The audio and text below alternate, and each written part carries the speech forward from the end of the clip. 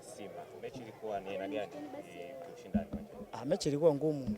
Mechi ilikuwa ngumu, kikubwa tulifuata maelekezo ya mwalimu na tukafanyia kazi. Ni kama mlikuwa mnacheza nyuma sana kipindi cha kwanza, kipindi cha pili mkaanza kujaribu kupanda.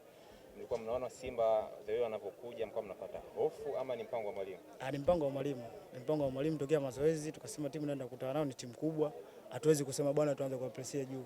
Lazima tuanze kuwapresia kati kwenda kwa. Kile ambacho mlikuwa mnakitegemea kabla ya mechi na mlichokikuta kimeendana kwa asilimia gani? Kwa asilimia 100. Yeah. Mlikuwa mnaona Simba ni timu aina gani? Kwa hizo mlikuwa mnaki-expect?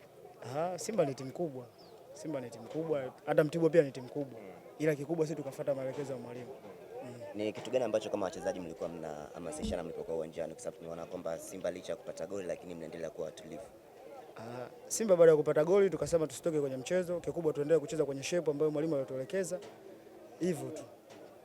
Asante sana. Shukrani.